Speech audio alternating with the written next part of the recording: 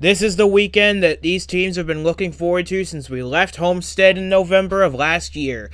Now, 42 of the world's best drivers will take on the 3-mile Pensacola Superspeedway in their bid for racing glory. This is the third running of the 1UP Superstar Series Pensacola 500. Alongside me in the booth today is Duke and Zach for this incredible race here today. This is it. This is what everybody's been looking forward to all the offseason. What are we going to expect to see from this race? Is there anything we can expect from this race? I mean, it really is a great question. I mean, all the anticipation, all the build-up, so many, weeks of racing and qualifying and practicing and racing for your qualifying spot. And I mean, it's been absolutely wild. The build-up has just gotten to its maximum point here. Everybody is pumped up for this race today. And man, oh man, we got a lot of good cars coming from the back, a lot of good cars already in the front, and it's gonna be something special. I think that this could be the best Pensacola 500 yet. Now we can look at the starting lineup set by the dual races that took place last week. Aaron Hall was supposed to start this race from pole, but he crashed in his duel, so he will start at the rear of the field for his Superstar Series debut. But that means that starting from pole position is the winner of duel number 1, J.Q. Halleck, for their second career pole and their first at Pensacola. Jeffrey Fitzwater starts second. He qualified there in pole qualifying 2 weeks ago. And behind them, William Brock, who is second in duel 1, and the winner of duel number 2, Jeff Bolton. So, we've got a lot of heavy hitters starting at the back and a lot of upsets starting near the front. It's not a matter of if the big one will strike here at Pensacola. It's a matter of when and how many cars will be taken out in it. Because these big ones here can sometimes get real ugly. Yeah, you're absolutely right about that. You know, we have been seeing some crazy racing all weekend so far. Lots of crashing, lots of 4 wide when you have a full field of cars. This will be the first time that this series is a full field of cars on the racetrack. So, hey, I am expecting some crazy action today. Hopefully the big ones don't come too soon in this race. But man, oh man, it's you know, you can point out favorites, you can say who you think is going to win, and you could look at all the statistics and who has done well in the past. But in reality, it just comes down to getting real lucky having a fast car in this one. So I'm excited to see how it plays out, and I'm ready to get into the action. So, and we're ready to bring you the action for 60 laps around the Pensacola Superspeedway for the Pensacola 500. This, for the first time in 2022, is the 1UP Superstar Series race number 1, the Pensacola 500, and it all starts next. Stay tuned, stay glued to your screens. You're not going to want to miss a second of the racing action that's going to unfold in just a few short minutes. With J.Q. Halleck and Jeffrey Fitzwater on the front row, the pace car pulls off. 2022 is officially going to get underway right here, heading into the restart zone. The green flag is out, and the Pensacola 500 is underway. What a great start it looks like from J.Q. Halleck. And we got a big move from Jared Polansky on the bottom lane right there going into turn 1. But the 4 car jumps out ahead, takes the lead in this thing. Jeffrey Fitzwater moves down to cover off William Brock, and they go single file for the front 3, but we're already seeing 3 and 4 wide start to develop on this high-banked racetrack, and we've already hit 200 miles per hour down the back straightaway. Brock makes a move on Fitzwater for second. I believe that's going to help J.Q. Halleck, but especially so when you see Jared Polansky making it 3 wide for second position. Polansky has been down there all by himself trying to make something happen early in this thing. On lap 1 out already.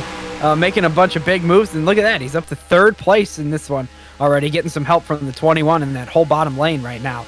Maybe gonna make a move into 2nd here as well, because everybody moving up the track right there. Oh, we got, hey, the 21 took him low, so that's not gonna happen. Go to the back for the 18 now that he's stuck in the middle. That is Jake Mcmillan in the 21 with some sort of help from his rookie teammate Jonathan Lawson.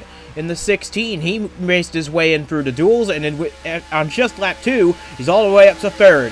And now the 2 Venta Motorsports cars are going to get to work passing this 4-car J.Q. Halleck, who has led lap number 1. But Mcmillan's got the advantage on the inside line with help from Jonathan Lawson in the 16, Sam Donotto in the 00, and last year's winner, Lane Sanders, in the 41. Yeah, so this inside lane is looking really, really strong. Just as I say that, everybody moves up to kind of get out of that lane on the straightaway, but through the corners, that inside lane. Oh, we got trouble in the back. It looks like William Brock is involved. Stephen Hunter, Nelson Reeves, Jeff Bolton is involved. Oh, and Henry Thomas with a shot to the front of the 04 of Bobo Jones. Jones, who is a winner at Daytona 2 years ago, now will likely see his Pensacola 500 go up in smoke. Jeffrey Finguy, the outside pole sitter, also involved in this one.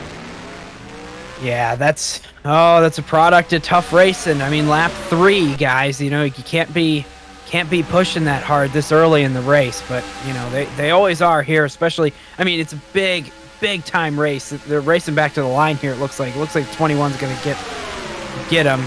Yeah, there you go. So 21, the double zeros, they're going to lead the field back to green if they don't pit. But yeah, that's a product of this type of racing. You know, early in this race, people are taken out of it already. You just got to keep your car clean throughout this thing to have a shot. Hopefully everybody in that one's all right. We'll have to see what the replay looks like.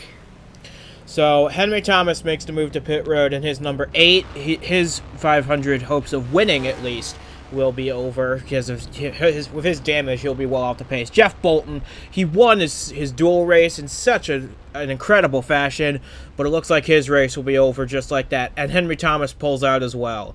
So Brock may be able to continue, but for the likes of Henry Thomas and now Jeff Bolton, their Pensacola 500s are over before it could truly get underway.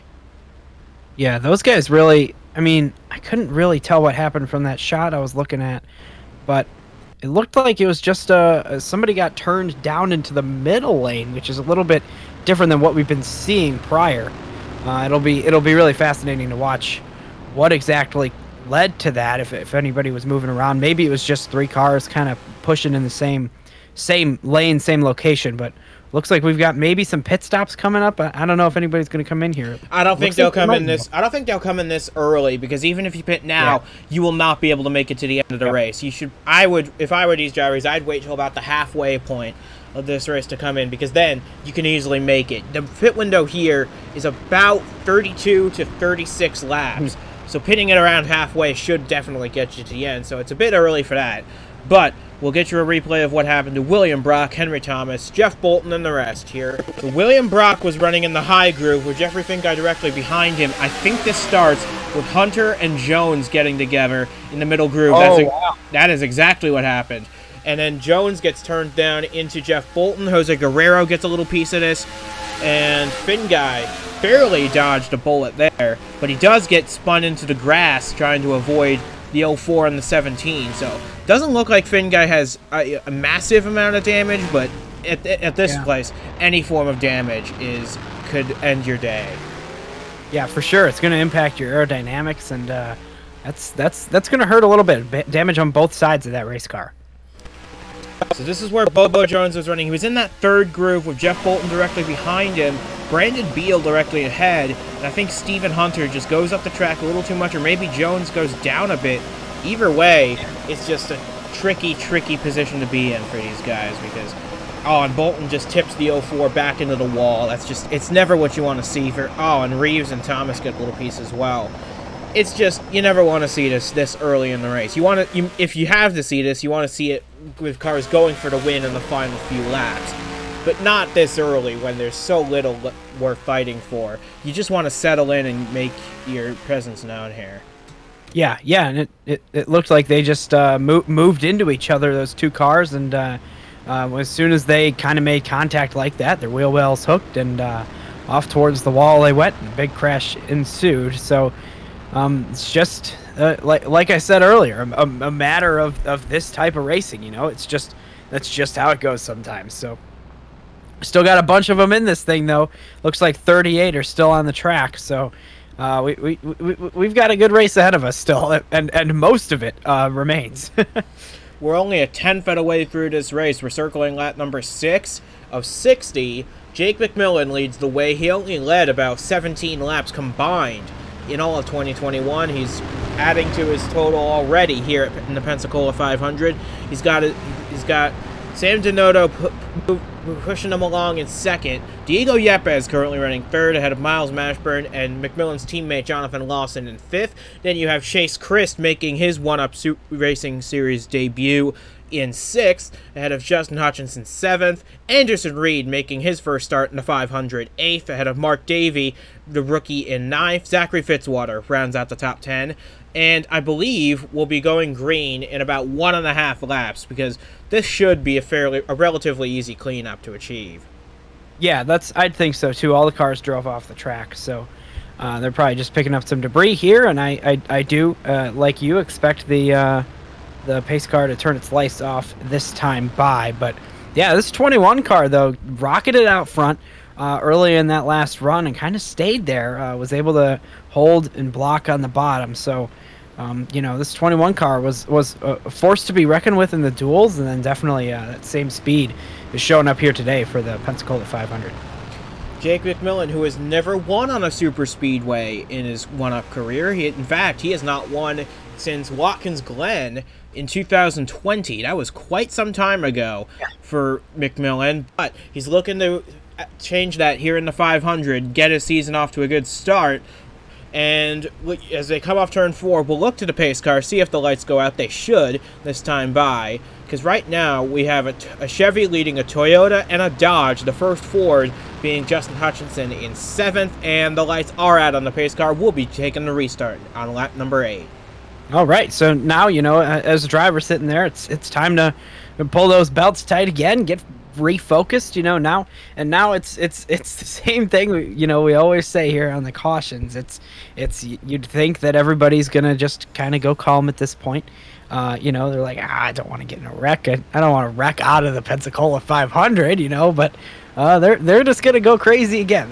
They're gonna race and fight for this thing, and it looks like we've got a lap car coming up here. That's William Brock in the 93. He was involved in that caution. He comes back on the racetrack 2 laps down, maybe 3 laps down at this stage. Gotcha. But it'll be interesting to see, because how quickly these leaders can dispose of the 93 will decide who gets the advantage going into this restart. Because that 93 will be well off the pace, and these cars on his outside are pristine. So it will be an interesting thing to watch on this restart to see how fast the 93 falls back and which cars can clear him the fastest.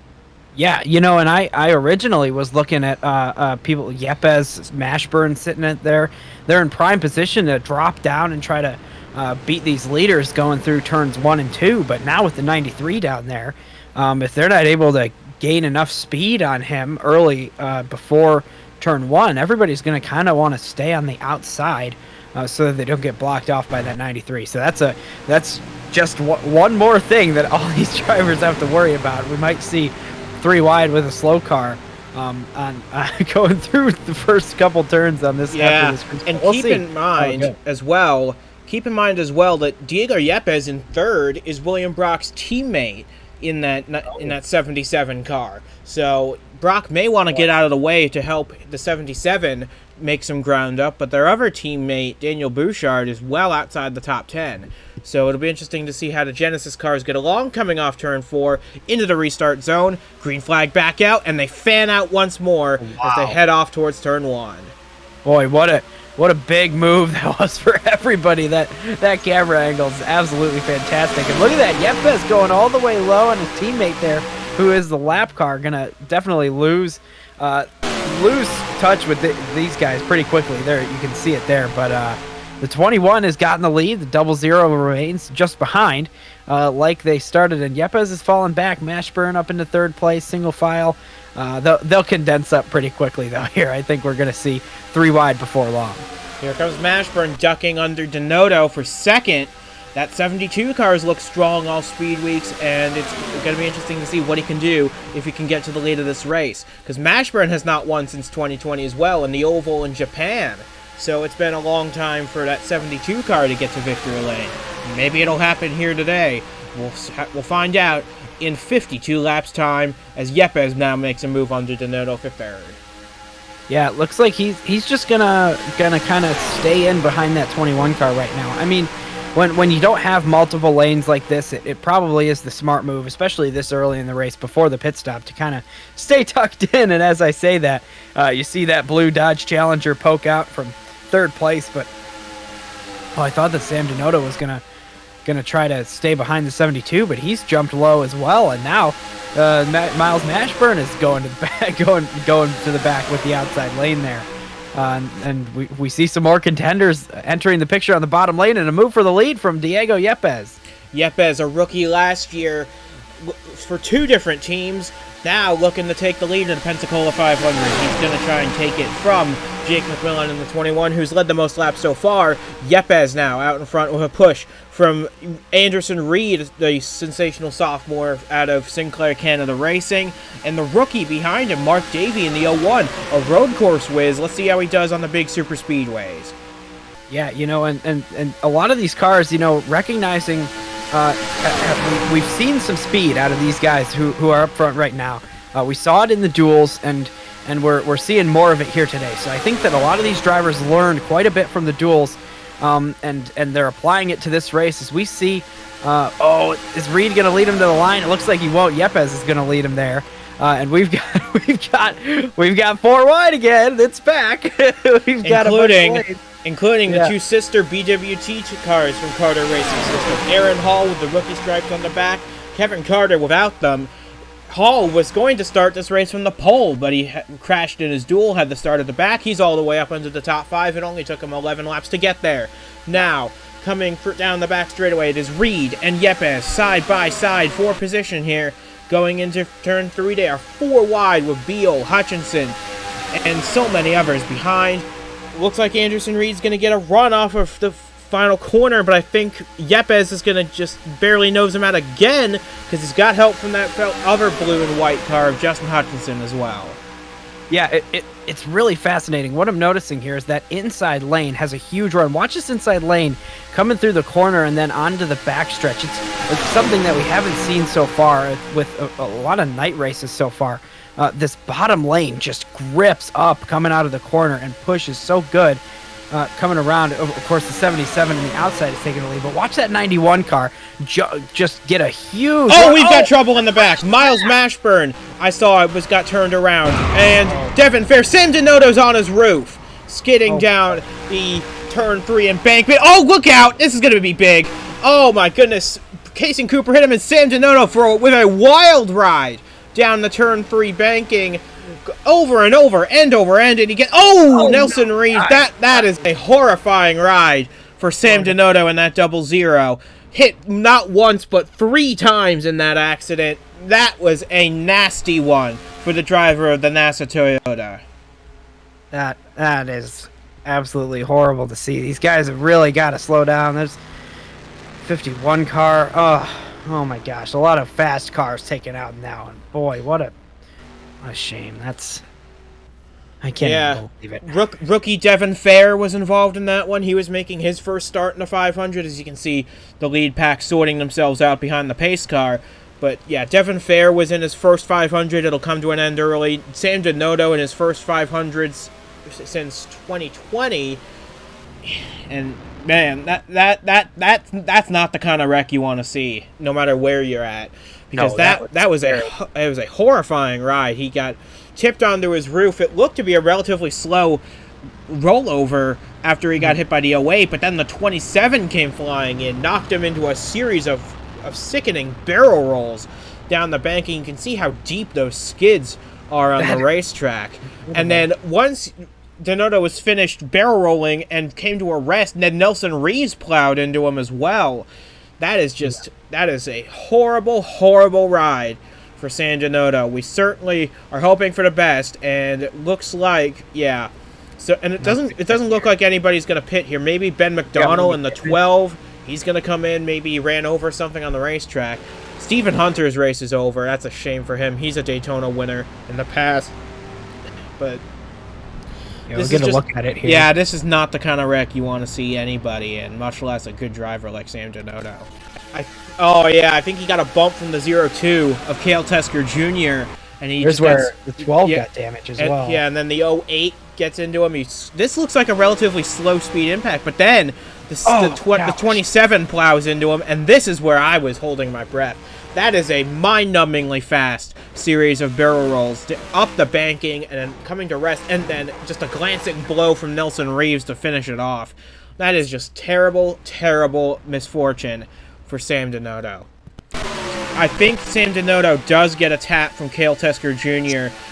before he even got into the 08 of Devon Fair. Donato, yes, that's where he got tipped onto his side with this contact from Fair, but that was going to be a relatively slow hit until this happens. Casey Cooper, they were trying to get down, too. Yeah, they were trying to get down. They were just too double wide, and from there, Donato just goes on a dizzying series of flips, comes to rest, and then just gets tagged one more time by Nelson Reeves. That's just not what you want to see in any accident. You can see how deep those skids make into the racetrack. That is not what you want to see under any circumstances. Give you one more look at this, and you can see the 02 just barely gets him into the 08. Yeah. Just such little contact. The slightest bit of contact is what does it. Donato gets tipped onto his side. He thinks he'll be okay from here, but then what happened was the 27 hit the 08, and that's what sent him into a spin and collected the 00. And this, I've never seen anything quite like this in any one-up racing event that I've ever seen. And that's where those deep skids came from. Nelson Reeves, a heavy, heavy impact. You saw Miles Mashburn with smoke pouring out of the back.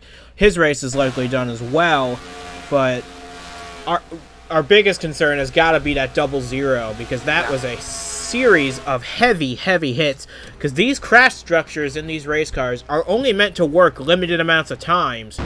And, one crash, each successive hit makes the odds even worse. So we're hoping for good things to come out of this, maybe some safety innovations for the future. But we've only got 32 left in this race, and a few of them have some pretty heavy damage.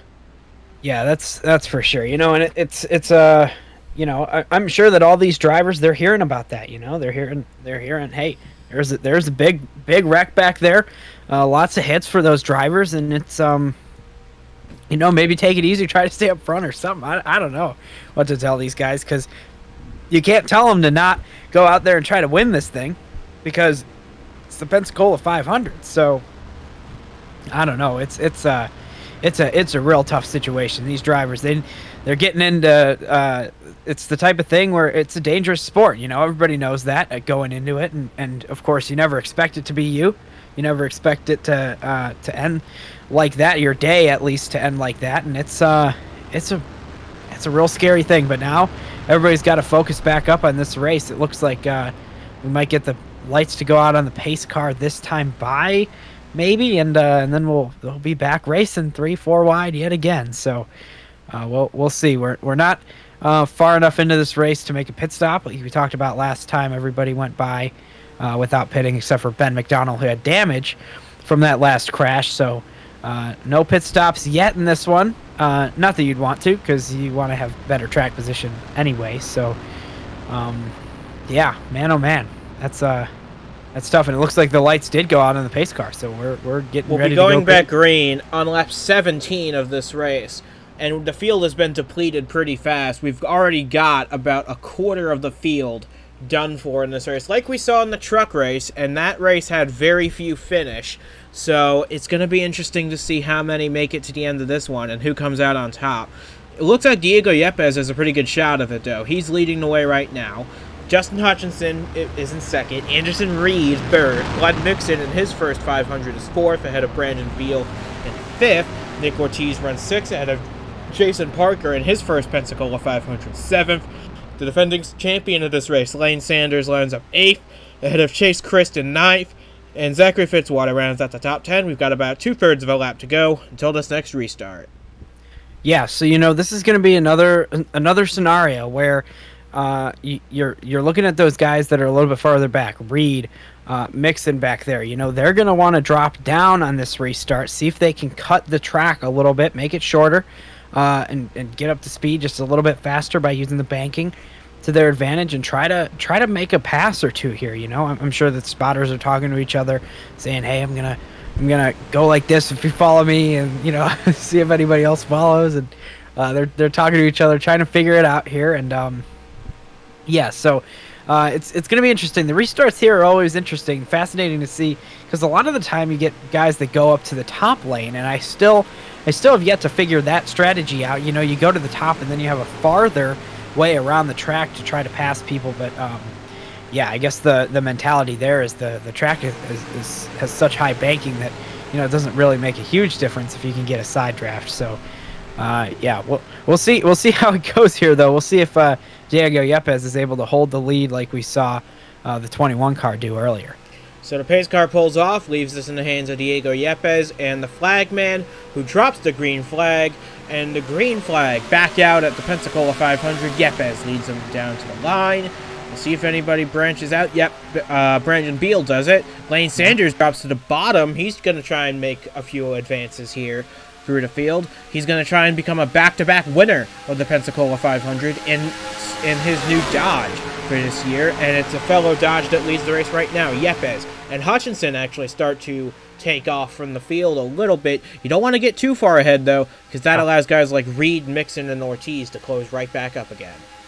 Yeah, so they got a really good start there, and they jumped out ahead. So that was a positive for them. But now they're getting yeah, look at that. Here's Anderson Reed on the bottom. He got a little bit of a he got up to the quarter panel of the 10 car. He was there. He got to the bottom lane, and now the 77 is under pressure from that bottom lane. He's gonna slide up to the top a little bit, but Anderson Reed went with him. So Diego Yepes keeps the lead for now.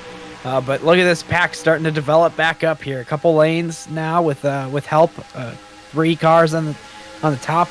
Well, now it's up to 4, and there's only 1 in the third lane. So, yeah, things change real fast here at Pensacola, just as we're watching here, and this pack is starting to redevelop. We're going to get real racy real quick here.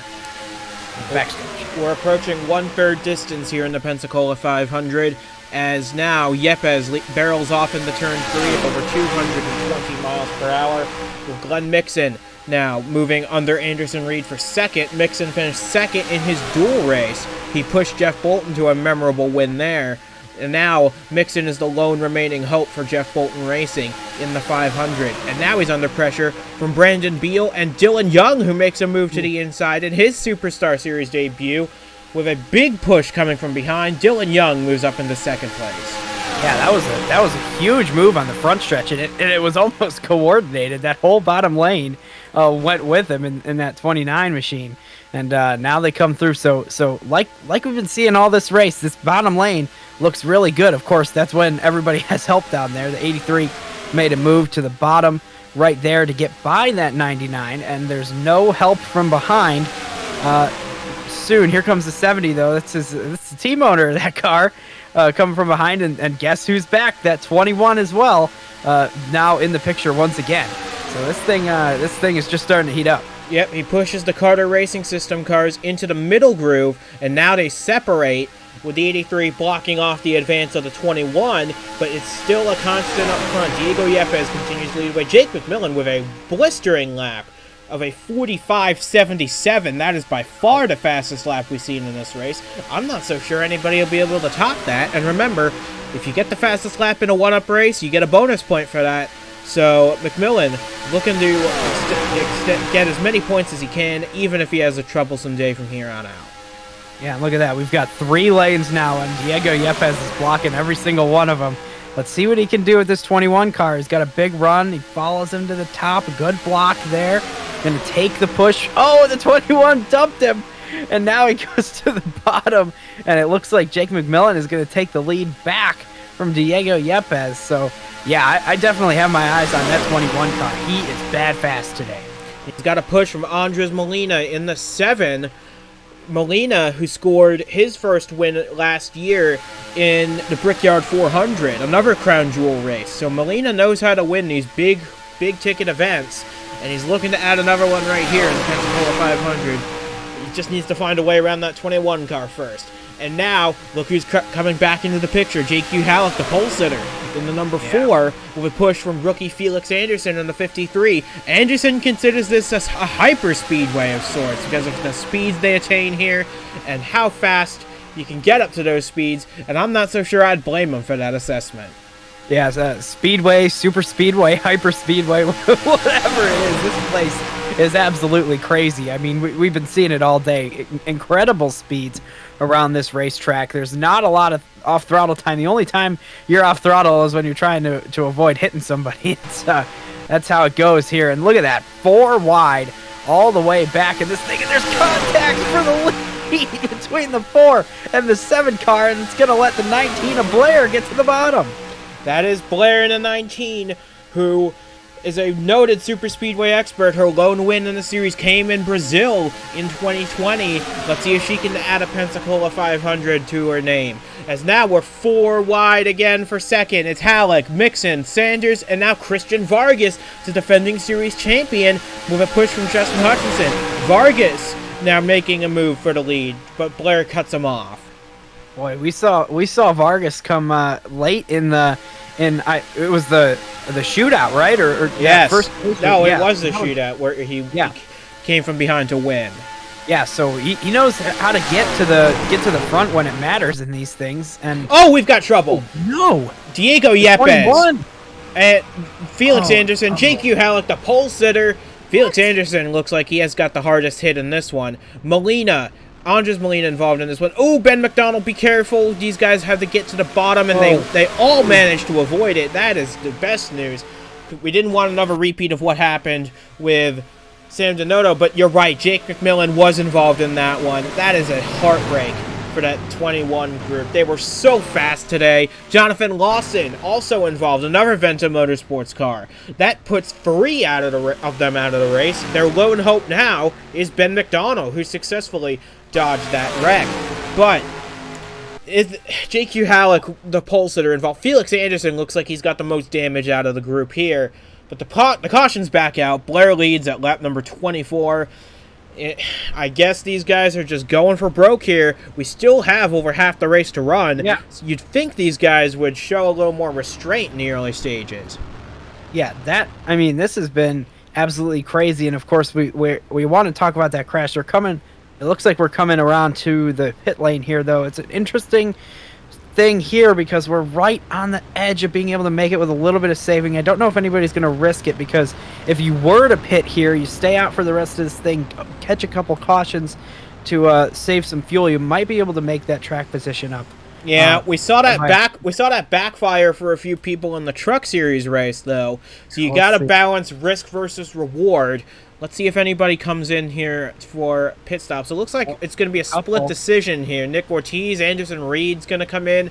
Roberto Crown Jr., Lane Sanders. It looks like a lot of guys are actually going to come in and take the opportunity here. The leaders stay out, but we'll get you a replay of what happened to Felix Anderson after we cover these pit stops.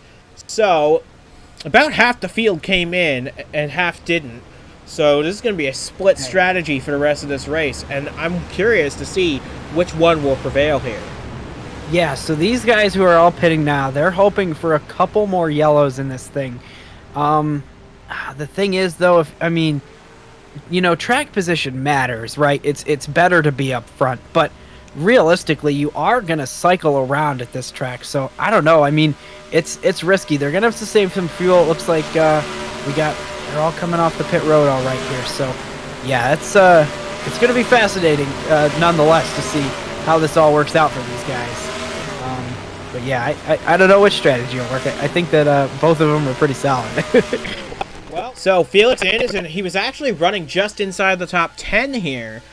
Who is he going to make contact with? Because this is going to be, I think, a similar story to what... Oh, yeah, it's Yepes he makes a little bit of contact with. A little later in the corner than these normally start, but he gets onto his side right at the top of the wall.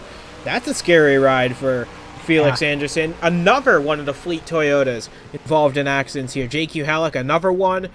Andres Molina with a lot of damage. He was in a good running Dodge, but... I don't know. It's just the aggression this early on, and our two dominant cars of the race so far, Yepes and Mcmillan, both out of the race here.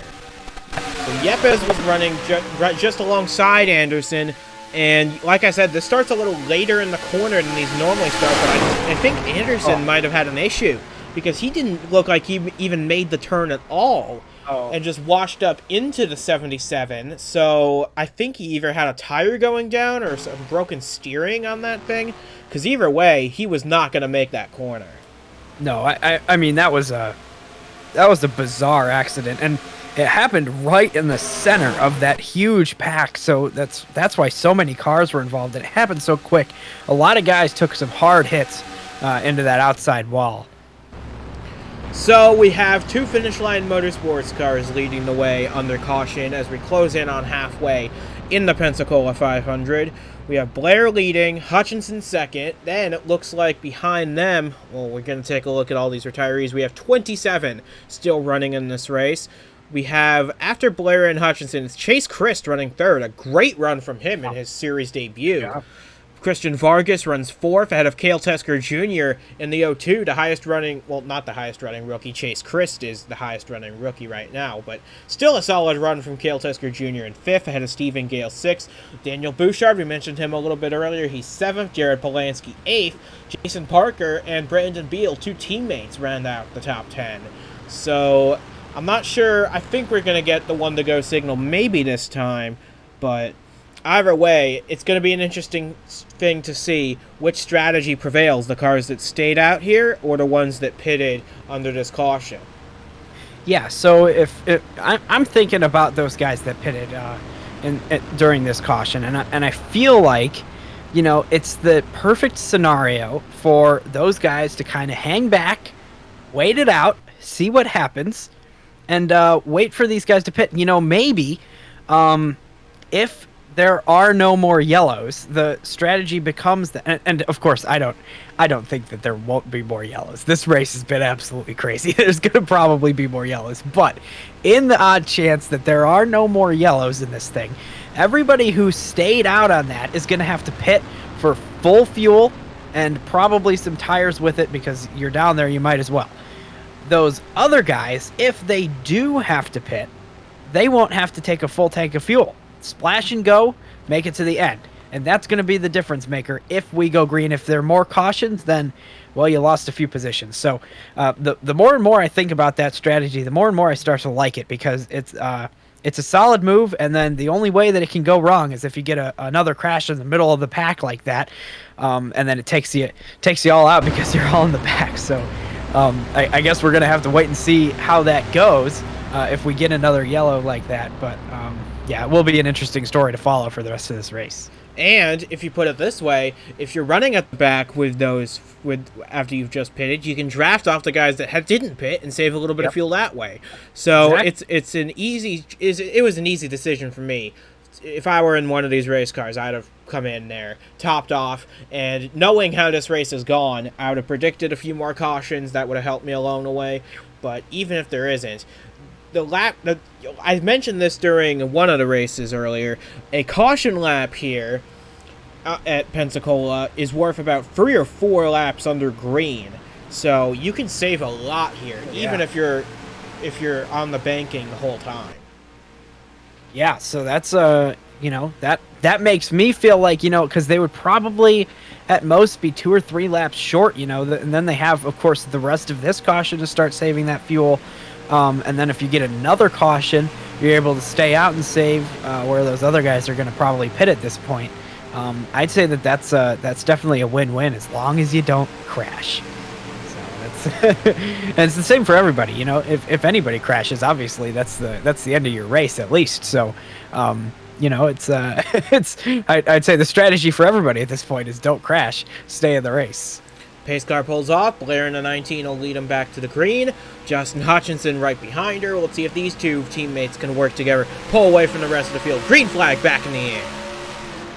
Yeah, 19 got a huge jump on that start. Man, oh man, it's a big lead right now. I think that having a teammate behind is going to help here, though. And of course, it's only going to be that one lane of cars without a lot of help coming back up. So I expect the 19 to stay in the lead, at least for now, coming on the back stretch. We'll see how quickly they're all able to group together. Maybe some of those guys in the back who just pit. Oh, no, the teammate dumped her going to the bottom. Let's see how this plays out. We got Chase Christ going to the top there. Christian Vargas on the bottom. And just like that, we've got 2 lanes of racing here at Pensacola. 3 lanes of racing here at Pensacola. Yep, 2 Toyotas on the inside. Stephen Gale, Jared Polanski working together on the inside with Daniel Bouchard coming along to help. But right now, I'm just trying to figure out when these guys will come in, because it's got to be soon. The pit window, I said, was about 32 to 36, and they're entering lap 29 now. So within the next 2 to 3 laps, I'd expect to see all of these guys hit pit road. Yeah, you need a quick yellow if you stayed out right there. Man, oh man, this is tough because what's going to happen is going to be a lot of cars that need to pit stuck on the outside lane. Hopefully they don't stay stuck there for that long. They're going to have to get to the bottom at some point here. Look at how strung out this field is right now. It's surprising to me. Of course, we got three wide up front, but behind that it is single file and broken up. So, boy, oh boy, this is going to be fascinating couple of laps here as we pass by the pit lane. Looks like, I don't know if anybody came in that time. Coming off of turn 4, Dylan Young leads the way in his first ever start. 2 rookies making their series debuts, leading the field right now. Dylan Young and Aaron Hall, that was a slick move from the 07, getting underneath the 29 like that, and with help from Jason Parker and Brandon Beal, the 2 remaining BTV Motorsports cars in this race. Aaron Hall, from his failed pole position, takes the lead of the race, and it only took him half the race to get there. Yeah, we knew that was a fast car because he qualified in first place. Got in a little bit of a scuffle in the duel. It had to start in the back, but now that 07 is back up front, finally breathing that clean air that he earned in qualifying. So this is interesting. I thought that those guys were all going to drop down into the pits at that speed. That was crazy. They just kind of got a little loose off the corner there, and we're 3 wide, real close, right in the center there, man. I especially saw Cale Tesker Jr. and Stephen Gale make so close to contact there, but it's single file for the first 4, I believe, with Aaron Hall, Brandon Beal, Nick Ortiz, and the rookie Mark Davey right behind. Beal and Davey make a move to the inside. They're going to try and capitalize on Hall and Ortiz, and if these guys who pitted, I believe Davey... Looks like we're all good. So, nobody pitting at this moment. We still got 3 lanes of traffic. It looks like everybody's kind of condensed back up in this pack. So, it was strung out. We got people on the inside. Somebody blew up there. And it's Lane Sanders, the 41, the defending winner of the Pensacola 500. He will not score back-to-back wins in the big race. His hopes of that have just gone up in smoke, quite literally. So Lane Sanders will fall out of this race. He will likely finish in the 27th position with a blown engine to end his speed weeks prematurely. But now it's Mark Davey who takes the lead in the 0-1. We'll see if he can hang on to this, because he pitted under that last caution. It'll be interesting. It'll be interesting to see. We've entered the pit window now, and we didn't get a caution for the Lane Sanders incident, so these guys are still cruising along here. We'll see who pits first. Yeah, all those guys who haven't pitted yet, they're screaming. There's oil all over this track. We gotta bring the yellow out to clean this up right now. So they're all yelling at their spotters. It looked like most of it was on the apron though. So yeah, I want to give a quick give a quick shout out here to Echo Ross, who just got put up on the high side. This is her first 1-up start of any kind. She started last in this race, and after about half the race, she's already up in the top 5. Very well done. That's fast race car right there. Of course, first 1-up series start, but that car has started earlier in this speed weeks, and boy, it's a quick one for sure. So a lot of the cars with the number 8 on them are really fast, especially if it's a combination of an 8 and a 1. And all these series, those cars are always quick. And Mark Davey doing a really good job of blocking these guys and keeping them at bay. We'll have to see what happens. Yeah, I think this is a real one to contend with here. If he can do he's a road course wizard. We know that. He's won 3 races on the road courses in Nitro National competition a year ago. That's what got him the nod for this ride right here. But if he can start doing well on the other kinds of tracks, this could be an underdog for the championship in his rookie year. That'll be an interesting story to keep an eye on in this season. But we still got to about 26 laps to go, so anything can still happen, including a set of pit stops to make. Yeah, man, and they get so close to each other going into turn 1. Oh, and the 81 is really trying to get low. He just wasn't able to get enough speed on the bottom lane right there. He had an opening, but he barely tried to squeeze in. It wasn't enough. Oh, man, and these guys got to be pushing it on fuel. You're totally right. I mean, there was plenty of cautions to save some on, but man, oh, man. And you think, are they going to organize themselves and all pit at the same time. I don't know if that's going to happen. I don't know if it'll be possible with people on the outside.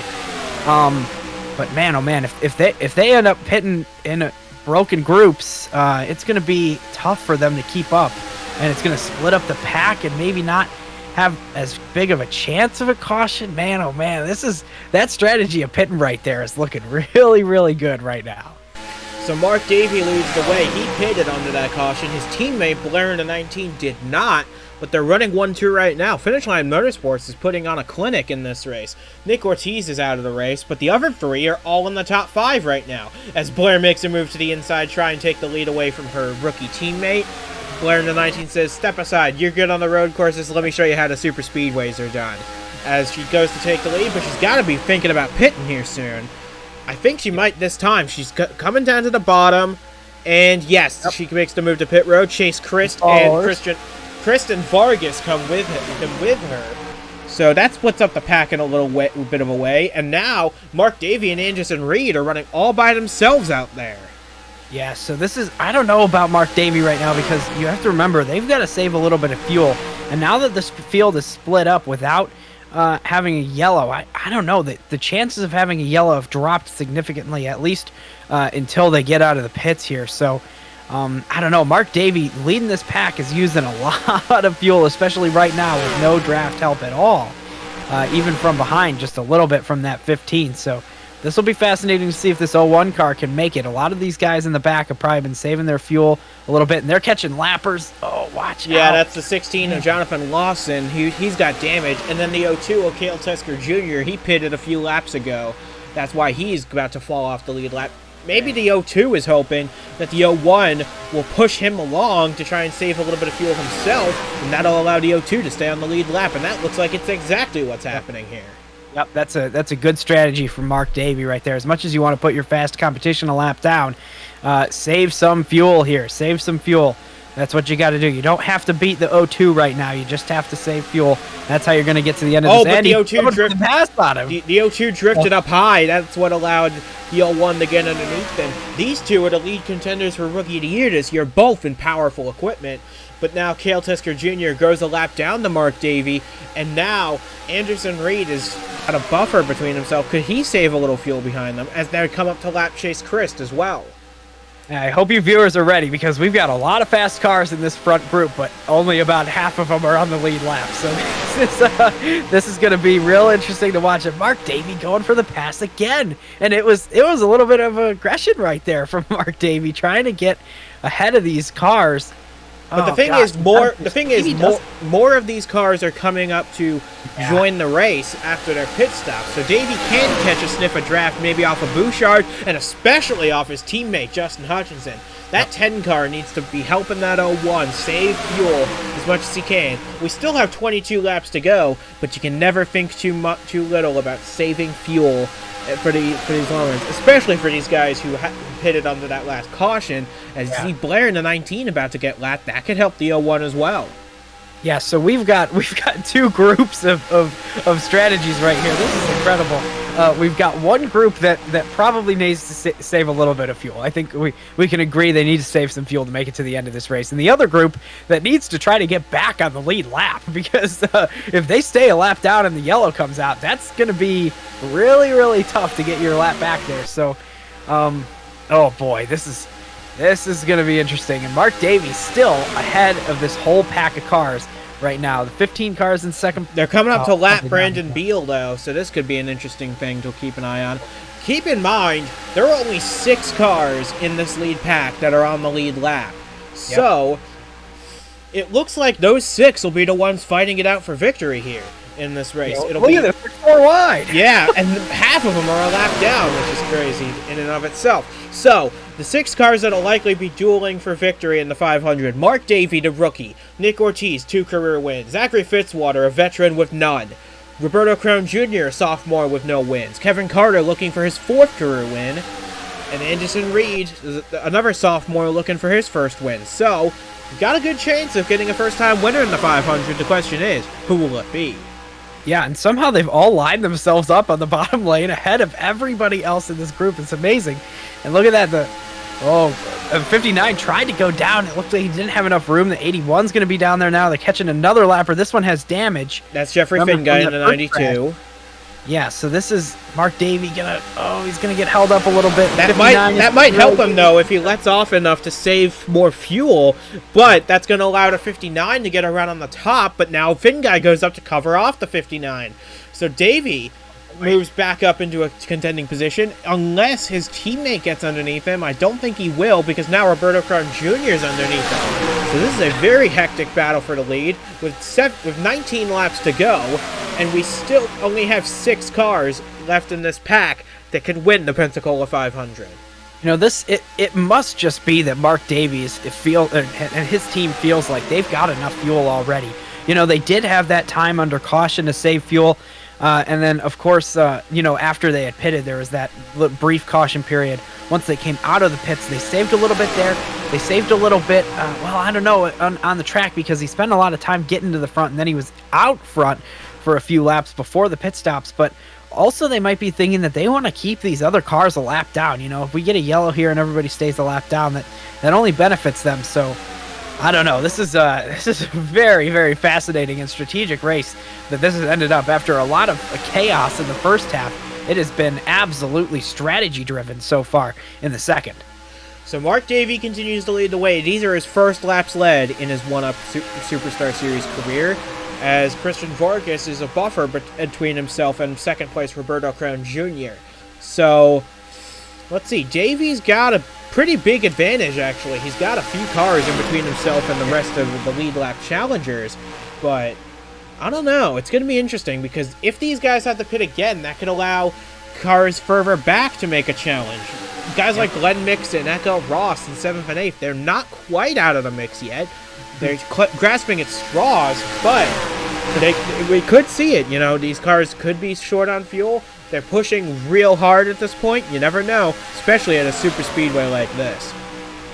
Yeah, you know, I mean, it's such a long track. I mean, if you run out of fuel, if you're Mark Davey and you run out of fuel any time before that checker flag waves, you're not going to win this race. You know, I mean, if you sputter just a little bit, you lose that momentum. Everybody goes by.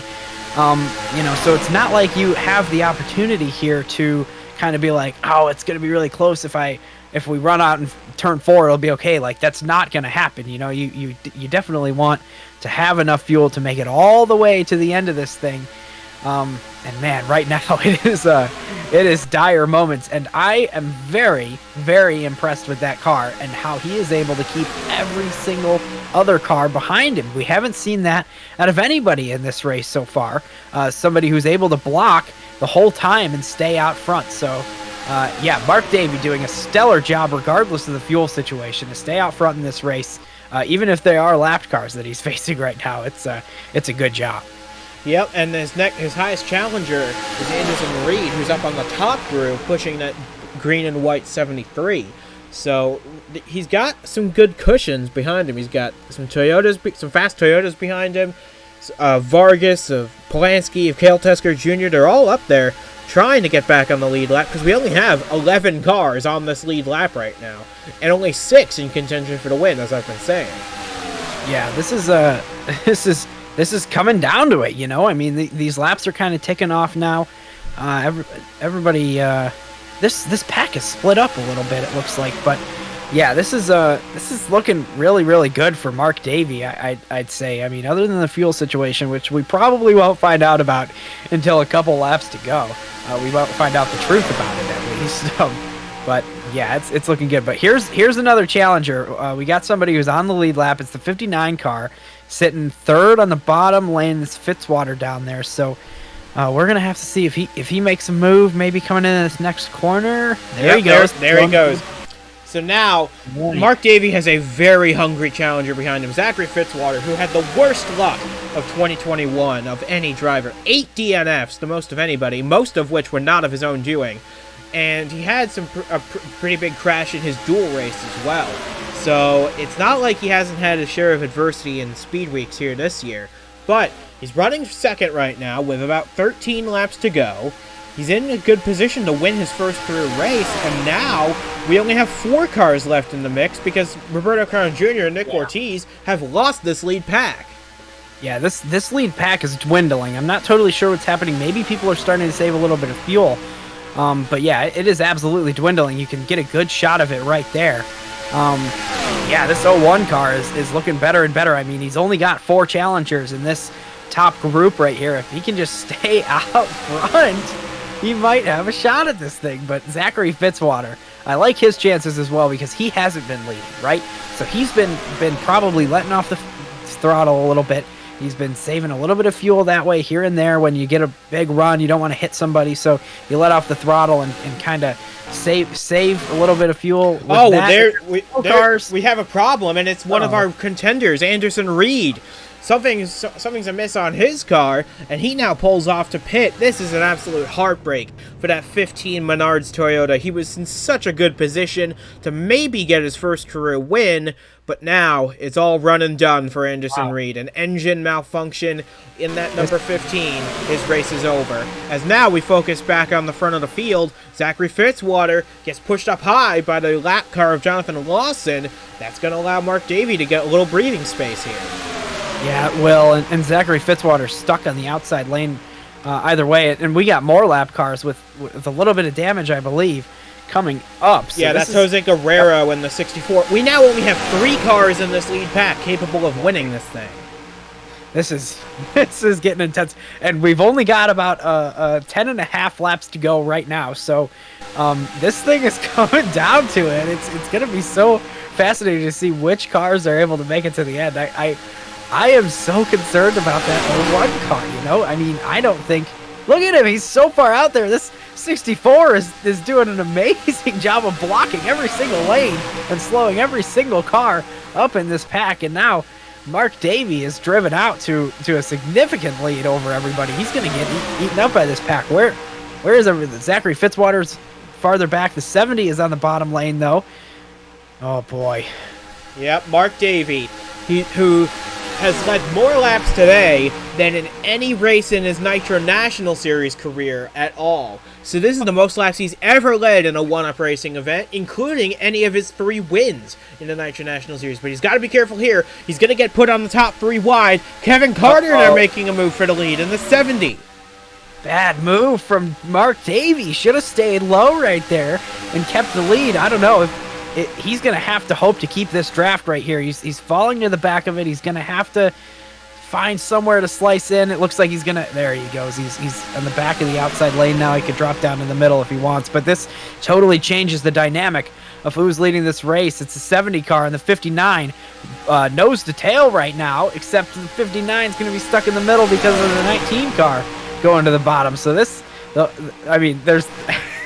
It's amazing. These 3 cars, it's like an obstacle course that they're trying to navigate with all these lappers around. They're trying to race each other, but there's all these other obstacles in the way that they're both using to their advantage and to their disadvantage at this point. With so few laps left, this is intense. We're coming to 8 laps to go at the line. Kevin Carter looking for his first Super Speedway win in the Pensacola 500. Zachary Fitzwater and Mark Davey, they're looking for their first wins at all. And we got oh my goodness, we got 8 laps to go now. Here they come to lap, I believe that's Ben McDonald in the 12. Yes, it is. And now Carter moves up high. Fitzwater's on the bottom, though. Could we see a lead change come right here? Wow, he is incredibly slow in that bottom lane. Wow, he didn't hold him up nearly as much. I mean, they caught him at such a high rate of speed, and then as soon as they caught him, it was almost like everybody slowed down to match it. But now he's blocking that top lane, and Zachary Fitzwater is going to get the lead of the race on the bottom.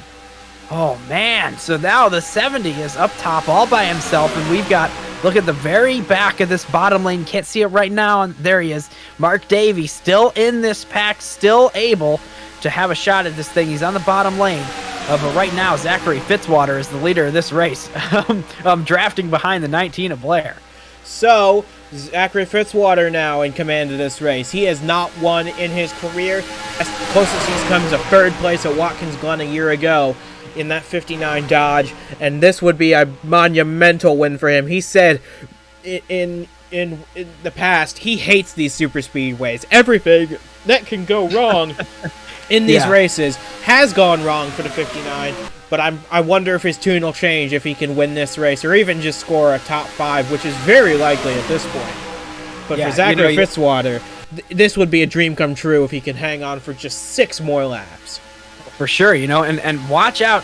Kevin Carter is right at the edge of losing the draft in this one. He's the very last car in the bottom lane. He's got to be really careful here to stay with it. If you can stay with this group.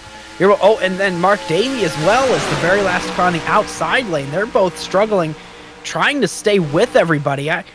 Man, Zachary Fitzwater is in a great position right here, just hanging out behind the 19. And now he's going to the bottom. The question is, of course, can these cars make it to the end of the race? We haven't talked about fuel in a little while, but it's still a nagging concern for all three of these contenders up front. Fitzwater, Davey, and Carter. We'll see if they can hang on for just 5 more laps of this race. Coming off of turn 4, Zachary Fitzwater still in command of this race comfortably, as he doesn't need to fight this 19, or he only needs to fight 2 of these cars, and they're both at the back of the train. Yeah, so right now, it's just you have to be content to stay right where you are here. Don't get wrecked, and don't try too hard to be a hero at this moment. Just hang out where you are, Zachary Fitzwater. It's all right. It's all right where you are. Those other guys, they're struggling. They're trying to just stay with it at the moment. So, this is just to kind of lay off the throttle a little bit. No pushing, no contact. Hang out, save some fuel. Enjoy the ride for now. Everybody's on the top at this point. Look at that. Mark Davey is going to have a huge chance here to gain a lot of time because everybody moved up the track. Oh no, and he can't make it. Zachary Fitzwater, an absolute heartbreak for the 59. With 5 laps to go, he just couldn't hold on. Mark Davey now back in the lead of this race. It's still anybody's guess as Fitzwater makes the trip of shame down pit road. His hopes of winning the 500 are very likely over. Now it's down to a 1v1. Mark Davey and Kevin Carter. Do these two have enough fuel to make it to the end? He blocks Carter up high. Now the pack has gone single file. We'll see what these two can do if they can make it to the end of this race. That is absolutely concerning. I mean, the 59 was drafting with people for that entire time. Even while he was the leader, he was drafting. So if he was barely able to make it to lap 56, we're gonna have to see. They're both pitting. Davey and Carter, they both hit pit road. Now it's Nick Ortiz that leads this race. Did he save enough fuel? We're closing in on the end of this race. 3 laps to go, and we still have no idea who's gonna win this race. Nick Ortiz is gonna have a commanding lead, but the question is, did he save enough fuel? That is a great question. We haven't really been focusing on this 91 car. But yeah, you're right. He's got a 2.5 lead over the 01. And he pitted. It's going to be a bigger lead than that. It's probably going to be about a 5-second lead between him and the 81. Oh, yeah. Gotcha. So this is boy, oh boy. Is he going to have to pit, though? I mean, those guys did not make it as far as I expected them to. I thought that they were going to get to pretty close. Here comes the 91. He can't make it either. Now this race has been blown wide open. Who's come out of the pits fastest? Mixon and Ross are well off the pace. They're going to go a lap down here. Who's going to be the leader of this race? And who's going to be in contention to win it with 2 laps to go? Oh, I can't even tell from the leaderboard either. This is going to be incredible. I mean, we can't even tell who's going to be. I mean, if these guys were able to take a splash of fuel and then came out of the pits relatively quickly, it might fall back into the hands of Mark Davey. Is that why we're watching? We're seeing if he's going to come around. Yes, he is. With 2 laps to go, Mark Davey with a 24-second disadvantage. We're going to have to see where Nick Ortiz comes out of the pits. This could be critical here for the 01. Let's see where his team... There he is. He's coming out of the pits right now. And then the 01's going to breeze past his teammate to take the lead of this race with 1.5 laps to go. So Mark Davey, in the span of about 3 laps, has gone from he was a hero, then he went all the way down to 0, couldn't make enough fuel, and now he's a hero again. I mean, that rarely happens, that you go from hero to 0 back to hero all in that short of amount of time. This is absolutely incredible. We wouldn't have expected the leader of this race to be all by himself coming to the white flag, but that's exactly the position we're in. And there is Zachary Fitzwater, about a 1.5 seconds behind. White flag in the air. Can Zachary Fitzwater, with help from Ortiz and Carter, make up a 1.5 seconds in 1 lap? Man, and he has got some pushing help behind him. I don't know if it's enough, though. Oh, I thought he had more help than that. I don't think he's going to have a shot here. I mean, he's pretty far back. Oh, Mark Davies all by himself, though. This is incredible. A rookie is going to win the Pensacola 500. Can you believe what's happening here? This is absolutely incredible. Look at this. Look how close they are. Look, Mark Davies going to sniff a draft from that guy ahead. And they're going 3 wide behind him. This is only going to help the 0-1. Coming for 3 and 4 for the final time. In just his second 1-Up Superstar Series start, Mark Davey, the Australia native, is going to get the biggest win of his life. He thought those road course wins were something special. Imagine what he's feeling now. Mark Davey wins the Pensacola 500 in a dramatic final 5 laps that saw the entire field had to pit for fuel, but he made it work to the end. He is your winner of a very dramatic final few laps in the Pensacola 500. Wow, that was absolutely amazing. Very well done strategically from that team. I mean, he had us on our toes. We had no idea what was going on for a couple laps there. And then all of a sudden, Mark Davey takes the lead and wins the race after having to pit under green flag conditions. Very, very well done from that team. An absolutely well-earned win, and man, oh man, what a rocket ship of a race car he had too. Boy, oh boy, that fantastic finish, one for the record books. I'll tell you, we'll remember this one for quite some time. So Kevin Carter will have to settle for second place. He came within half a second of the Pensacola 500. He'll have to wait another year for that. Nick Ortiz comes home third after making it the longest of the field. Zachary Fitzwater was leading so close to the end. Fourth place will have to do for him. And Roberto Kern Jr., 5.5 back, will round out the top 5. The rest of the field were guys who pitted at about the halfway point. Jared Polanski, 6th. Daniel Bouchard, 7th. Cale Tusker Jr. with a nice run. A fellow rookie comes home 8th. Dylan Young, in his series debut, finishes 9th. Blair in the 19 rounds out the top 10. But boy, that was an absolute thriller of a Pensacola 500. It might even top the truck race we had 2 days ago. I'm not sure, but I'm sure people will be talking about this one for quite some time to come. Oh, absolutely. I mean, and to think that this is just the beginning of this series. I mean, we've got a bunch of races left, so you gotta be tuning in to the rest of them, because this is only where it starts. So, man, oh man, what a fantastic race we just watched. I'm gonna be thinking about that for quite some time. I'll tell you what. So, man, I'm just glad to be a part of it. Man, I'm at a loss for words. That was absolutely entertaining, and congratulations. I do think that the best team won that race, so very well done. So from Duke Anzac and from myself as well, we'll say goodbye for now until next week at Atlanta Motor Speedway, the reconfigured, reprofiled Atlanta Motor Speedway for race number 2 of the 1-Up Superstar Series season. Mark Davey will be the points leader going into that. He's not used to that, but boy, will he have a story to tell for years and years to come. So congratulations to Mark Davey and the entire Finish Line Motorsports team. A rookie is the winner of the 3rd annual Pensacola 500. How about that?